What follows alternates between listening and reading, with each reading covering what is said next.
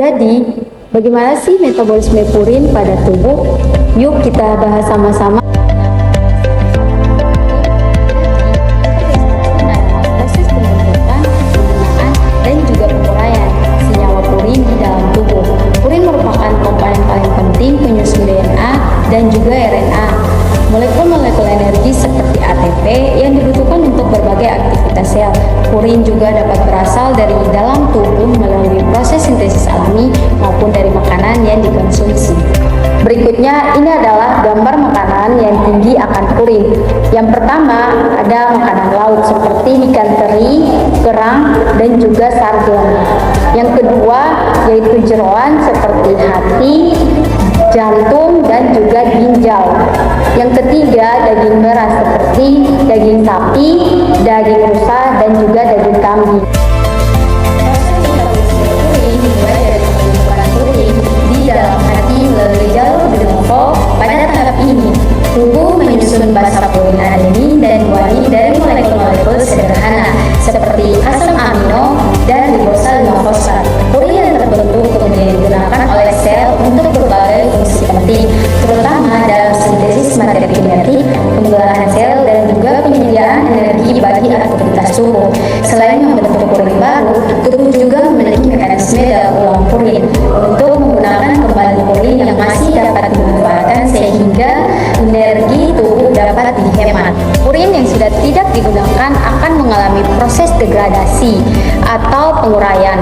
Dalam proses ini, purin diubah secara bertahap menjadi hipoksantin, kemudian menjadi xantin, dan akhirnya menghasilkan asam urat sebagai produk akhir metabolisme purin pada manusia.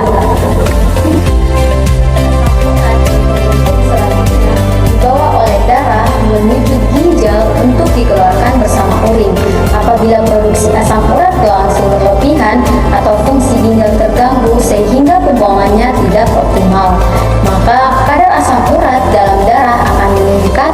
Kondisi ini dapat menyebabkan hiperuresemia, penumpukan kristal asam urat pada sendi, hingga penyakit asam urat dan gangguan ginjal.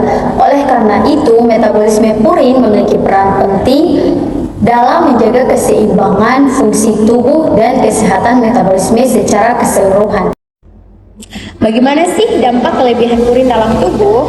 Kelebihan purin dapat menyebabkan penumpukan asam urat dalam darah atau disebut hiperusemia.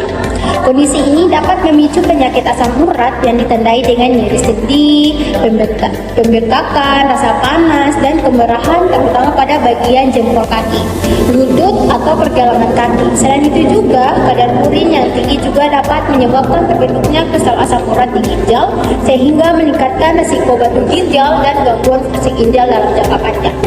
Penumpukan asam urat ini juga dapat mengganggu aktivitas sehari-hari karena rasa nyeri dan peradangan yang berulang. Bagaimana sih solusi jika kita kelebihan purin dalam tubuh? Kelebihan purin dapat dikendalikan dengan menerapkan pola hidup sehat dan menjaga pola makan.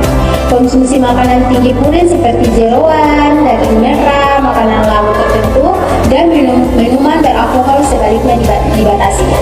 Sebaliknya, dianjurkan memperbanyak minum air putih, mengonsumsi buah dan sayur, serta rutin berolahraga agar metabolisme tubuh dapat membaik. Menjaga berat badan ideal juga penting untuk membantu mengontrol kadar asam urat. Jika asam urat sudah terlalu tinggi atau menimbulkan keluhan, maka diperlukan pemeriksaan dan pengobatan dari dokter agar kadar asam urat dapat kembali normal dan komplikasi dapat dicegah. Bagaimana sih tingkat purin dalam tubuh? Tingkat purin dalam tubuh dapat dikatakan normal apabila produksi dan pembuangan asam urat berlangsung seimbang. Namun, jika purin yang masuk terlalu banyak atau ginjal tidak mampu membuang asam urat dengan baik, maka kadar kadar asam urat dalam darah akan meningkat. Kadar asam urat normal umumnya berkisar sekitar 3,5 sampai 7 mg per desiliter pada laki-laki dan 2,5 sampai 6 mg per desiliter pada perempuan. Jika kadarnya melebihi batas normal, kondisi ini disebut hiperusemia dan dapat menyebabkan penumpukan kristal asam urat pada sendi maupun ginjal. Sebaliknya, kadar urin yang terlalu rendah jarang menimbulkan masalah serius, tetapi dapat mempengaruhi proses metabolisme tubuh tertentu. Oleh karena itu, menjaga keseimbangan kadar urin sangat penting untuk kesehatan tubuh dan fungsi metabolisme yang normal. Saya akan membahas hubungan asupan purin dengan kadar asam urat berdasarkan riset Journal of Nutrition Canada pada wanita usia 50 tahun sampai dengan 60 tahun. Kita sering dengar kalau asam urat kambuh, solusinya tinggal minum air putih. Ternyata, sebuah riset dari Universitas Diponegoro pada wanita usia 50 sampai dengan 60 tahun mengungkapkan fakta yang berbeda banget. Banyak yang mengira lagi minum air putih otomatis bisa membuang asam urat. Tapi, uji statistik regresi linear di jurnal ini membuktikan kalau asupan cairan ternyata nggak berpengaruh langsung pada kadar asam urat. Cara mencegahnya yang terbukti itu adalah membatasi asupan purin harian agar tetap rendah, yaitu di bawah 500 mg per hari. Terus cara untuk mengatasinya adalah cerdas dalam memilih makanan. Dalam riset ini, 92% itu subjek punya asam urat normal karena mereka menjaga pola makan.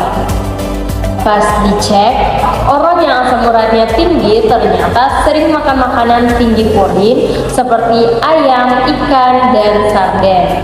Sementara yang normal itu lebih banyak makan protein nabati yang lebih aman seperti tahu dan tempe.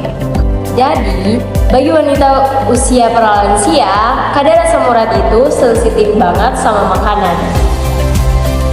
Jadi, minum air putih yang cukup memang sangat sehat, tapi kunci utamanya mengontrol asam urat adalah mengurangi makanan tinggi purin, bukan cuma mengandalkan minum. Hidup kesepian tanpa kasih. Cukup sekian dan terima kasih.